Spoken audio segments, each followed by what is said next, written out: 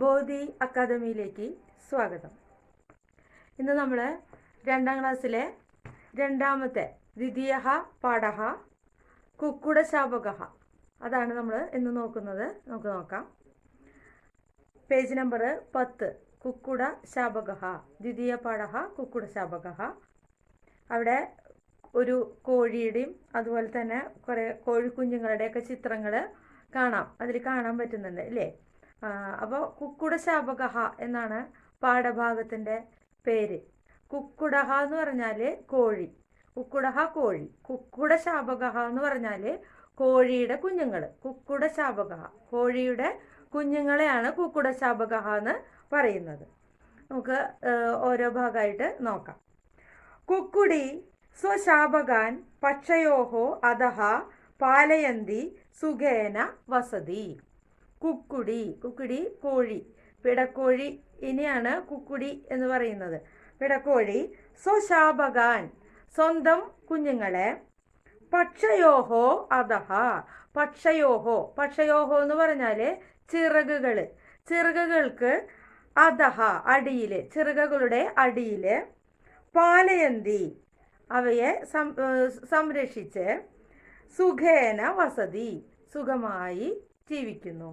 അപ്പോൾ കോഴി, പിടക്കോഴി സ്വന്തം കുഞ്ഞുങ്ങളെ അതിൻ്റെ ചിറകിനടിയിൽ സുഖമായി സംരക്ഷിച്ച് ജീവിക്കുകയാണ് എന്നാണ് ആദ്യത്തെ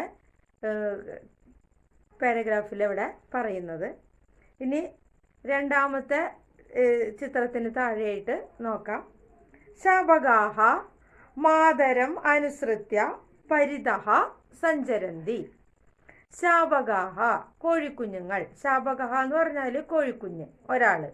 ശാപകാഹ എന്ന് പറഞ്ഞാൽ കുറേ കോഴിക്കുഞ്ഞുങ്ങൾ, കുറേ ഉണ്ട്. കോഴിക്കുഞ്ഞുങ്ങൾ മാതരം അനുസൃത്യ, മാതരം മാത അമ്മ, മാതരം അമ്മയെ, അമ്മയെ അനുസൃത്യ അനുസരിച്ചിട്ട്, പരിതഃ ചുറ്റും, പരിതഃ എന്ന് പറഞ്ഞാൽ ചുറ്റും, സഞ്ചരന്തി സഞ്ചരിക്കുന്നു. അപ്പോൾ അവിടെ കോഴിക്കുഞ്ഞുങ്ങൾ അമ്മയെ അനുസരിച്ച്, അമ്മ എങ്ങോട്ടാണോ പോകുന്നത്, അമ്മ എങ്ങോട്ടാണോ നീങ്ങുന്നത് അതിനനുസരിച്ചാണ് ചുറ്റിലും, അമ്മയ്ക്ക് ചുറ്റും ആ കോഴിക്കുഞ്ഞുങ്ങൾ അവിടെ സഞ്ചരിക്കുന്നത്.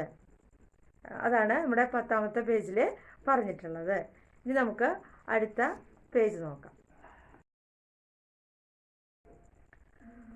അടുത്ത പേജിൽ പരന്തു ചബലഹ ശാപകഃ ദൂരം ഗച്ഛതി. പരന്തു എന്നാലാകട്ടെ, ചബലഹ, ചബലഹ എന്ന് പറഞ്ഞാൽ വികൃതി, വികൃതിയുള്ള, ശാപകഃ ഒരു കോഴിക്കുഞ്ഞ്, ദൂരം ഗച്ഛതി വികൃതിയുള്ള ഒരു കോഴിക്കുഞ്ഞ് മാത്രം അമ്മയുടെ അടുത്ത് നിന്ന് ദൂരത്തേക്ക് പോകുന്നു, ദൂരത്തേക്ക് പോകുന്നു. അമ്മയെ അനുസരിച്ചാണ് അവർ സഞ്ചരിച്ചിരുന്നതെന്ന് പറഞ്ഞു.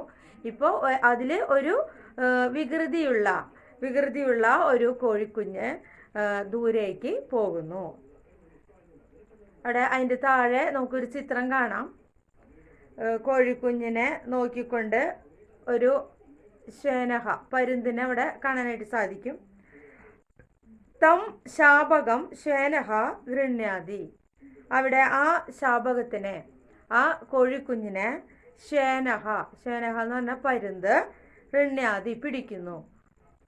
ഒറ്റയ്ക്ക് അമ്മയുടെ അടുത്ത് നിന്നും ഒറ്റയ്ക്ക് വികൃതി കാട്ടി ഒറ്റയ്ക്ക് പോയ ആ കോഴിക്കുഞ്ഞിനെ ശേനഹ പരുന്ത് പിടിക്കുകയാണ് ചെയ്യുന്നത്. അവിടെ പിടിക്കുന്നു. അതാണ് അവിടെ ചിത്രത്തിൽ കൊടുത്തിട്ടുണ്ട്. ഇനി നമുക്ക് അടുത്ത പേജ്. ശാപകഃ വിലപതി. കോഴിക്കുഞ്ഞ് കരയാൻ തുടങ്ങി. കോഴിക്കുഞ്ഞിങ്ങനെ കരയാണ്. ആ പരുന്തിൻ്റെ കൈകളിൽ കൈകൊണ്ട് ഇങ്ങനെ പിടിച്ചിരിക്കുകയാണ് അതിനെ. അപ്പോൾ അത് കോഴിക്കുഞ്ഞ് ഇങ്ങനെ വിലപിക്കാൻ തുടങ്ങി, കരയാൻ തുടങ്ങി. തത് ദൃഷ്ട്വാ ശുനകഃ ഭഷതി. അതിന് താഴെ നോക്കൂ ചിത്രം. ഇതൊക്കെ ആര് കാണുന്നുണ്ടായിരുന്നു? ശുനകഃ. തത് ദൃഷ്ട്വാ അത് കണ്ടിട്ട്, ശുനകഃ ഭഷതി. ശുനകഃ എന്ന് പറഞ്ഞാൽ നായ, നായ അത് കണ്ടിട്ട് നായ ഭഷതി, ഭഷതി എന്ന് പറഞ്ഞാൽ കുരയ്ക്കുന്നു. അപ്പം അവിടെ പരുന്ത് കൊണ്ടുപോകുന്ന ആ കോഴിക്കുഞ്ഞ് കരയാണ്. കരയുന്ന സമയത്ത് അത് കാണുന്നത് ആരാണ്? അത് കാണുന്നത് ശുനകഹ, നായ കണ്ടുകൊണ്ട് കുരയ്ക്കുകയാണ് ചെയ്യുന്നത്. ഇനി നമുക്ക് അടുത്ത പേജ് നോക്കാം. ചകിതസ്യ ശ്വേനസ്യ ഹസ്താൽ ശാപകഹ ഭൂമൗ പതതി. ചകിതനായ പരുന്ത് ഹസ്താദ്, ചകിതനായ പെട്ടെന്ന് ഭയപ്പെട്ടു, നായയുടെ കുര കേട്ടിട്ട് പെട്ടെന്ന് ഭയപ്പെട്ടതായ, അതാണ് ചകിതസ്യ ശ്വനഹ, പെട്ടെന്ന് ഭയപ്പെട്ടിട്ടുള്ള ആ പരുന്തിന്റെ ഹസ്താദ്, കയ്യിൽ നിന്ന് ശാപകഹ ഭൂമൗ പതതി, ആ കോഴിക്കുഞ്ഞ് ഭൂമിയിലേക്ക് വീണു. അപ്പോൾ അവിടെ ശുനകസ്യ ഭഷതി അല്ലെ, നായയുടെ കുര കേട്ടിട്ട് പെട്ടെന്ന് ഞെട്ടിപ്പോയ, പെട്ടെന്ന് ഭയന്നു പോയ ശ്വേനഹ, പരുന്തിന്റെ കയ്യിൽ നിന്ന് ആ കോഴിക്കുഞ്ഞ് ഭൂമിയിലേക്ക് പതിച്ചു, ഭൂമിയിലേക്ക് വീണു എന്നർത്ഥം.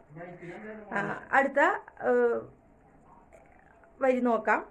ശാപകഹ മാതൃസമീപം പ്രത്യാഗച്ഛതി. ശാപകഹ, കോഴിക്കുഞ്ഞ് മാതൃസമീപം, അമ്മയുടെ അടുത്ത്, പ്രത്യാഗച്ഛതി, തിരിച്ചെത്തി. അപ്പോൾ അവിടെ വീണ്ടും കോഴിക്കുഞ്ഞ് അമ്മയുടെ അടുത്തേക്ക് തിരിച്ചെത്തി. ഇനി അവിടെ ഒരു നീല കളറിൽ വട്ടത്തിൽ എഴുതിയിട്ടുണ്ട്, നോക്കൂ.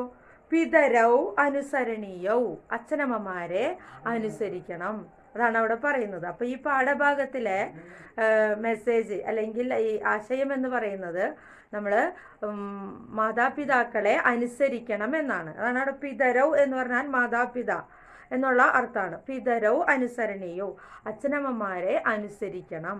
അപ്പം നല്ലൊരു കഥയല്ലേ കുട്ടികളെ? നല്ലൊരു കഥയാണ് അല്ലേ? ഇനി നമുക്കതിലെ പഠന പ്രവർത്തനങ്ങൾ നോക്കാം. പഠന പ്രവർത്തനാനി, പഠന പ്രവർത്തനത്തിലെ ഒന്നാമത്തെ നോക്കാം. കഥാം ഉച്ചൈഹി അനുവാചയതു, കഥ നിങ്ങളോട് ഉറക്കെ വായിക്കാനാണ് പറഞ്ഞിരിക്കുന്നത്. രണ്ടാമത്തത് ചിത്രം പദം ച യഥോചിതം യോജയതു, അവിടെ ചിത്രങ്ങൾ കൊടുത്തിട്ടുണ്ട്, അത് അവിടെ വാക്കുകളും പദങ്ങളും കൊടുത്തിട്ടുണ്ട്.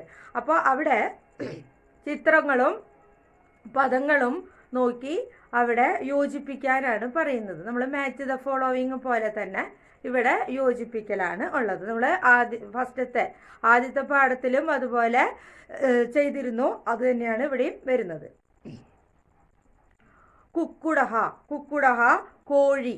അപ്പോൾ എല്ലാവരും പെൻസിലും സ്കെയിലും എടുക്കുക, എന്നിട്ട് കുക്കുടഹ എന്നുള്ളത് കോഴിയുടെ ചിത്രം ഉണ്ട് അവിടെ, ആ ചിത്രത്തിലേക്ക് സ്കെയിൽ വെച്ചിട്ട് വരയ്ക്കുക. ഇനി രണ്ടാമത്തത് കോകിലഹ. കോകിലഹ എന്ന് പറഞ്ഞാൽ കുയിലാണ്.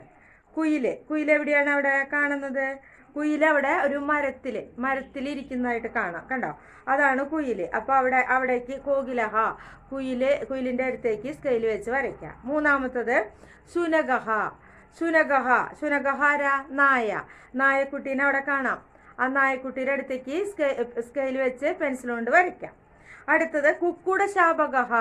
കുക്കുടശാപകഹ എന്ന് പറഞ്ഞാൽ കോഴിക്കുഞ്ഞാണ്.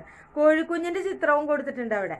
അപ്പോൾ നാലാമത്തത് കോഴിക്കുഞ്ഞാണ്. അപ്പോൾ വേഗം തന്നെ സ്കെയിൽ വെച്ചിട്ട് പെൻസിൽ കൊണ്ട് ആ കോഴിക്കുഞ്ഞിൻ്റെ അടുത്തേക്ക് വരയ്ക്കാം. അടുത്തത് ശ്വേനഹ. ശ്വേനഹ എന്ന് പറഞ്ഞാൽ പരുന്തിൻ്റെ ചിത്രവും ഉണ്ട് അവിടെ അല്ലേ? അപ്പോൾ പരുന്തിൻ്റെ ചിത്രത്തിലേക്ക് വരയ്ക്കാം. ഇനി കാഗഹ എന്നുള്ളത് കാക്കേനെ അവിടെ മുകളിലായിട്ട് ഏറ്റവും ആദ്യത്തെ ചിത്രമായിട്ട് കാണാം.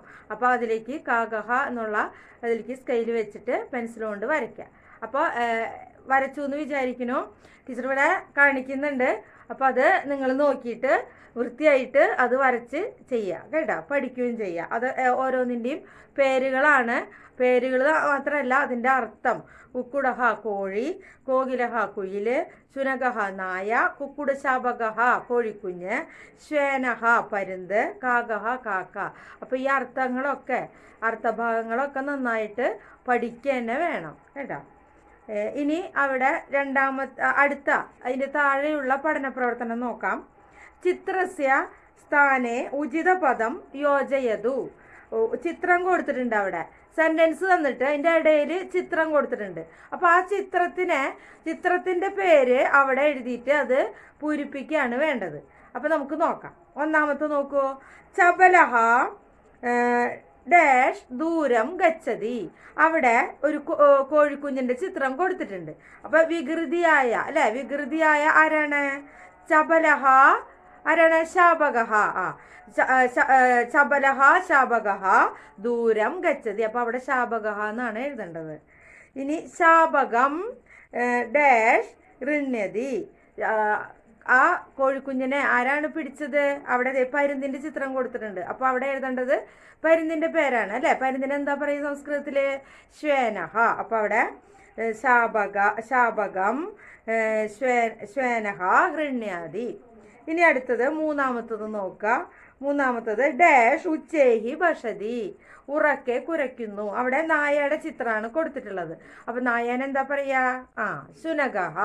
അപ്പൊ അവിടെ ശുനഗഹ ഉച്ചൈഹി ഭഷതി. അപ്പൊ അത് മനസ്സിലായെന്ന് വിചാരിക്കുന്നു. ആ രണ്ട് പഠന പ്രവർത്തനവും മനസ്സിലായെന്ന് വിചാരിക്കുന്നു. ഇനി നമുക്ക് അടുത്ത പേജിലെ പഠന പ്രവർത്തനം നോക്കാം. അടുത്ത പേജിലെ ആദ്യത്തെ ബിന്ദുൻ യോജയിത്വ ചിത്രം വർണ്ണേഹി ലിബന്ധു. അവിടെ ഒരു ചിത്രം കൊടുത്തിട്ടുണ്ട്. അവിടെ ശ്വേനന്റെ ചിത്രമാണ് കൊടുത്തിരിക്കുന്നത്, പരുന്തിന്റെ ചിത്രമാണ് കൊടുത്തിരിക്കുന്നത്. അത് കുത്തുകളെ കൊണ്ടാണ് വരച്ചിരിക്കുന്നത്. ആ കുത്തുകള് പെൻസില് കൊണ്ട് യോജിപ്പിച്ചിട്ട് നിങ്ങൾക്ക് ഇഷ്ടമുള്ള നിറങ്ങള് കൊടുക്കാം. നിങ്ങൾക്ക് ഇഷ്ടമുള്ള നിറം കൊടുക്കാനാണ് അവിടെ പറഞ്ഞിരിക്കുന്നത്. ഇനി അടുത്തത് നോക്കാം.